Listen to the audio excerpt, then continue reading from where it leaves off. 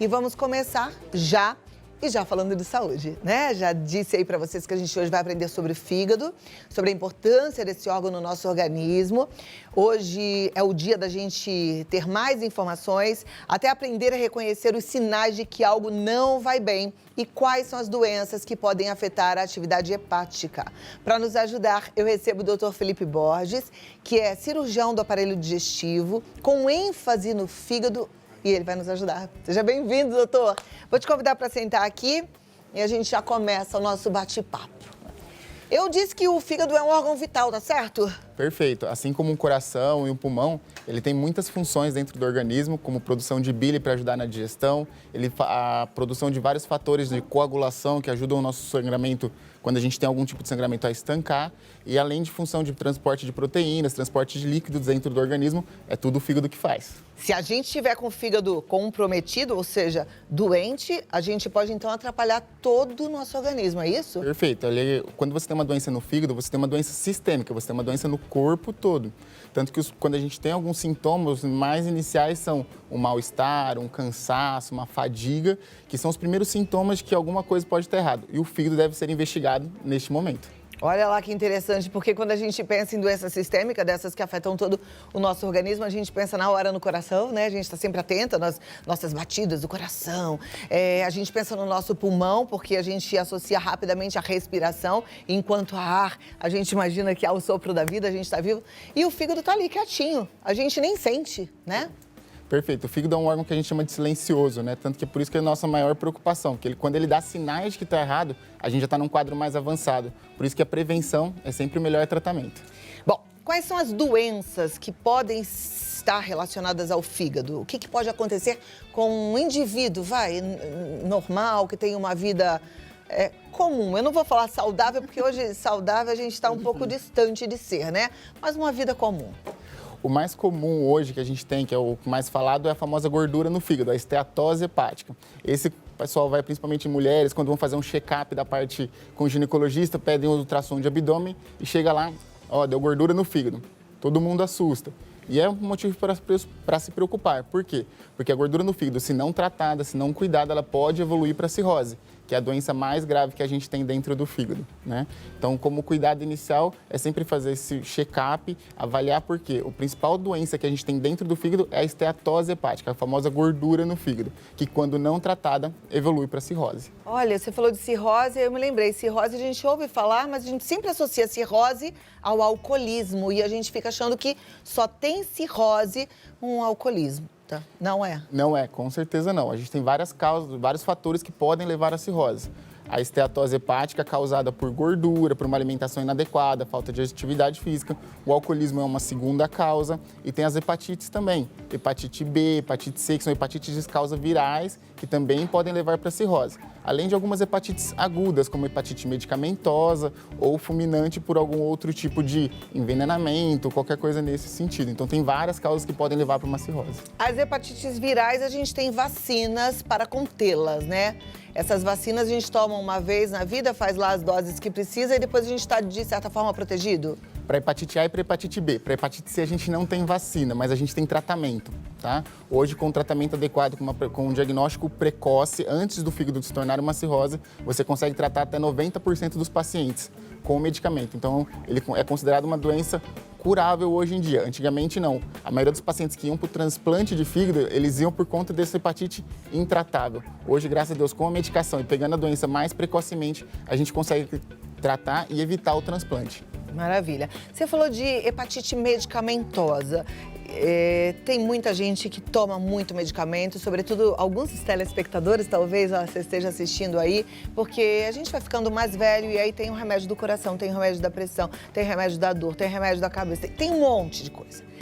Esses medicamentos, eles podem causar essa hepatite medicamentosa ou é um outro tipo de medicamento que causa esse problema? Na verdade, os medicamentos na dose correta para você, eles não causam esse tipo de problema. Tem alguns medicamentos que são mais hepatotóxicos, que a gente fala, porque a maioria dos medicamentos, eles são justamente degradados, eles são metabolizados dentro do fígado, que passa para todo o organismo. Então, por conta disso que o fígado é responsável por metabolizar esses medicamentos e distribuir para fazer a função dele que a gente tem. O problema é o excesso. Principalmente que nem você falou, a gente toma muito remédio em casa, mas o que no médico não prescreve. O famoso remédio para dor, aquele anti-inflamatório que você acha que pode tomar que não te causa problema. Esses medicamentos em excesso, numa forma muito fora do habitual, eles podem ocasionar realmente uma hepatite medicamentosa. Então a gente tem que ficar atento, né? Eu sempre falo aqui do perigo da automedicação e de fato é um perigo muito grande. E é claro que a gente não quer ter um problema como esse. Uma hepatite medicamentosa tem tratamento? Tem. O tratamento da hepatite medicamentosa, na verdade, a gente deixar o fígado descansar, né? O fígado, ele tem a capacidade de se regenerar. Eu até brinco com meus pacientes que eles falam que é o rabinho da lagartixa, é o bracinho da estrelinha do mar, que se quebrar, ele consegue se regenerar. Um fígado é um órgão bem diferente, bem bonito por conta disso. Quando você faz, por exemplo, uma cirurgia, que você tira um pedaço do fígado, o fígado cresce novamente. Lógico, tudo dependendo. Um paciente mais jovem tem uma recuperação mais rápida e melhor. Um paciente mais idoso, o fígado se regenera de forma mais lentificada, mas ele consegue se regenerar. Na hepatite medicamentosa, o principal fator é tira o medicamento que causou, aí você vai com hidratação, com repouso, com medicamentos específicos para tratar o fígado, você faz esse tipo de tratamento e o fígado espera que ele vai conseguir se recuperar, porque ele tem essa capacidade de se regenerar. No caso da hepatite C, que é essa hepatite transmissível, né? Sim. Por sangue ou por contaminação sexual, é isso? Perfeito. Como é que é o tratamento? O tratamento dele hoje é medicamentoso nas fases iniciais, quando o fígado ele não está cirrótico, quando ele não chegou na fase. O que é o fígado cirrótico? É aquele fígado que chegou numa fase onde o machucado dele, ele se machucou tanto que ele não consegue mais, ele não tem mais a capacidade de se regenerar. E as funções dele estão degradadas, estão pioradas. Então, a coagulação já não funciona mais, a produção de bile, da bilirrubina, que a gente fala em termos médicos, ela está muito elevada, o paciente fica amarelo, aquela famosa icterícia, que o paciente fica com o olho amarelo, com a pele amarelada, tem as fezes esbranquiçadas e a urina cor de Coca-Cola. Esses são os sintomas. E a partir do tratamento o tratamento medicamentoso antes desse momento. Se ele chegou no caso da cirrose, aí o tratamento curativo é um transplante de fígado. Então tem jeito para cirrose, mas é um transplante. É o transplante. E a fila do transplante deve ser enorme.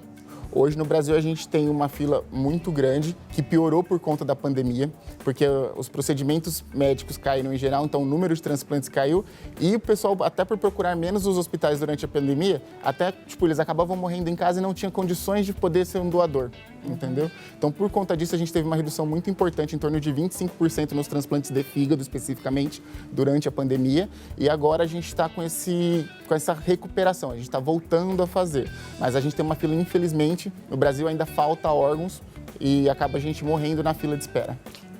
Que é uma pena, né? A gente precisa ter mais consciência em relação a isso, que ainda não é doador, procurar ver como é que você faz para ter lá, né, na sua carteirinha, poder avisar a família, enfim, e autorizar essa doação. Doutora, a gente quando vai a uma festinha, quando exagera na comida, tem o hábito, pelo menos de falar ou às vezes de ouvir de alguém assim, você fala, tô passando mal, tô com dor de cabeça, isso é problema no fígado.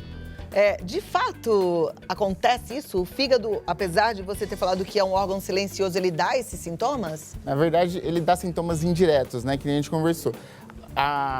Ele é a causa, mas ele não é a consequência, vamos dizer assim. Quando você dá uma exagerada na alimentação, você precisa ver se o seu fígado está ok, porque se ele realmente já estiver num quadro de uma doença um pouquinho mais avançada, aí ele vai dar sintoma. Se ele está bom, se ele está funcionando, se você tem uma esteatose até uma leve, você consegue passar tranquilo. Você pode dar essa exagerada que você não vai ter nenhum sintoma. Aí você tem que procurar outras causas, como o estômago, a vesícula, que está junto do fígado, mas, em geral, o fígado consegue suportar bem nossos exageros. Então, em geral, aquilo que a gente ouve, isso é problema de fígado? Não é. Não é. Aqueles remedinhos que a gente bebe, assim, sabe? Não vou falar os nomes, porque tem vários, mas você deve saber o que eu tô falando, né? Que é aquele vidrinho compridinho, assim, amarelinho. Sabe qual que é, todo mundo? Sabem, né? Aquilo é pro fígado? Na verdade, não tem nenhum trabalho científico comprovado que ele faça efeito realmente na ação do fígado. Ele pode até auxiliar na digestão dos alimentos que foram ingeridos em excesso, principalmente as gorduras, mas como uma forma de melhorar o fígado, isso não tem nada escrito cientificamente. Aquela história assim, bebeu, toma esse EPA, tem EPA de tudo quanto é jeito, né? Não. Não. Nada a ver. Não. O melhor nesse caso é você se hidratar. Quanto mais hidratado você tiver, melhor o seu fígado vai conseguir trabalhar. A sua circulação funciona melhor, o seu fígado recebe mais sangue, ele recebendo mais sangue, ele trabalha num metabolismo mais acelerado, ele consegue fazer o metabolismo do álcool, o metabolismo dos alimentos que você comeu de uma forma melhor. As pessoas têm o hábito de fazer um chazinho de boldo pro fígado. Isso é mito ou é verdade? Ele tem uma certa verdade nesse sentido, mas o boldo, de novo, eles não agem muito no fígado, eles agem mais no metabolismo. Eles aceleram o metabolismo, ele acelera a parte da digestão dentro do nosso organismo e por isso que funciona melhor, porque a gente consegue metabolizar mais rápido o que a gente tá comendo. E aí ele faz a função. Ele não é que ele trabalha no fígado, faz o fígado funcionar melhor, ele trabalha como o organismo trabalhando no metabolismo mais acelerado. Legal. Bom, né? Bom a gente entender tudo isso. Você falou de hidratação, né? Que seria o melhor nesses casos, de exagerou um pouco, bebeu demais e tal. Qual é a melhor hidratação? É água mesmo? É o isotônico? É água de coco? O melhor é sempre a água. Água, com certeza. Quanto mais você estiver hidratado, porque a água, ela é feita para a gente beber e ser absorvida da melhor maneira possível. Lógico que quando você está desidratado, que você tem um grau de hidratação melhor, você pode usar outros elementos, como os isotônicos ou a água de coco, que tem uns sais, que ajudam a reter mais líquido dentro de você e dessa forma você fica menos desidratado, porque através desses elementos, como o da água de coco e do isotônico, você retém mais líquido dentro do seu corpo e você diminui a desidratação. Mas para o dia a dia, sem nenhuma alteração, o ideal é sempre beber água. Maravilha. Eu tenho algumas perguntas, né? Então, vou pedir para colocar aqui na tela, a gente acompanha. Se você mandou a sua também, segura. Quem sabe não é a sua que vai ter a resposta. O Anderson Almeida, do Rio de Janeiro. Qual o tempo médio para se curar de esteatose hepática leve, seguindo os conselhos médicos? Dá para saber? Em torno de 3 meses. Tá? Inicialmente, a gente faz um controle assim, se você for diagnosticado com esteatose leve, a gente passa orientação de atividade física, normalmente não precisa de medicamento nesses casos, você faz atividade física, uma reeducação alimentar, uma mudança no estilo de vida que a gente fala, e aí a gente faz um controle em 3 meses, tanto com exames de sangue quanto com exame de imagem. Inicialmente, um ultrassom, que é aquele examezinho do gelzinho na barriga, é suficiente. Qual é o exame que detecta essa esteatose hepática? Inicialmente, o exame que a gente fala de pesquisa, de screening da esteatose é o ultrassom. O ultrassom é muito bom para ver o fígado e para ver a vesícula que está junto ali nessa região. No exame de sangue a gente não consegue ver? No exame de sangue a gente vê quando a gente tem um quadro agudo com a esteatohepatite, que é a hepatite por causa da gordura. E aí você tem essa alteração nos exames de sangue, no TGO e no TGP, que são as duas enzimas dentro dos exames de sangue, que quando você tem alguma alteração aguda dentro do fígado, elas estão elevadas. Joia. Próxima pergunta é do Pedro Jimenez de Salvador. O meu exame TGP está com valor de 60. É considerado muito alto? Eu devo me preocupar? Não, não é considerado muito alto. O padrão varia de laboratório para laboratório, mas a média é de 35, tá? O valor de referência do TGP no caso. Mas já é um sinal de que alguma coisa não está certa. Procura um médico, um gastro, um hepatologista, faz uma consulta e vai dar uma olhada no seu fígado, porque ele não está 100%. Legal. E também não dá para examinar, pegar um exame e olhar um item, né? A gente tem que ver ali a relação das coisas de forma geral. Tem que tomar cuidado também. Às vezes a gente quer interpretar. Fez exame, não é para você olhar, é para voltar no médico e conversar com o médico, tá certo? Só mais uma perguntinha, vamos lá. Carlos Oliveira de São Paulo, tenho gordura no fígado e sinto enjoos com muita dor de cabeça. O que fazer? Isso é normal na esteatose hepática? Pode ser daqueles sintomas indiretos que a gente conversou no começo. Esse mal-estar, a dor de cabeça, né? O enjoo. Significa que ele não está funcionando de uma forma adequada. Então, ele precisa realmente procurar um médico, fazer uma avaliação, que nem você mesmo falou agora, uma avaliação completa. A gente não consegue só com um exame isolado ou com um sintoma isolado pesquisar. A gente faz a pesquisa inteira, vamos fazer exames de imagem, exames de sangue, e aí examinar o paciente de forma física, exame clínico, história, para a gente poder fechar um diagnóstico. Agora, você vê, né, o que o doutor falou, que em cerca de 3 meses, uma esteatose hepática é tratada. Então, você que escreveu aí, tem gordura no fígado, eu espero que daqui a 3 meses você não tenha mais. Procure ajuda. A gente não pode ficar convivendo com algo que a gente saiba de forma negligente, sem voltar ao médico e sem cuidar direitinho do nosso corpo, porque afinal de contas é o nosso bem maior, né? Nosso grande presente. Com certeza. Doutor, muito obrigada. Muito bom aprender contigo, falar sobre o fígado. Estava esquecidinho por muitos. Prazer foi tudo meu. Muito obrigado pelo convite. Um prazer estar aqui com você, viu? Volte sempre, tá? Obrigado. Dr. Felipe Borges, ele tá no gastrofig.com, gastrofig.com. O Instagram é dr.felipeborges. E se você quiser mandar um WhatsApp para marcar um bate-papo, 11 9 6391 3165. Hoje a gente tem a telemedicina que já nos ajuda, então em qualquer lugar do planeta você pode passar aí para ter uma avaliação com o Dr. Felipe Borges, tá bom? Até a próxima. Boa tarde para você. Boa tarde. E você venha comigo aqui, porque olha, a gente começa falando de saúde, mas a gente vai falar de tudo. E tudo que envolve uma vida cada vez melhor.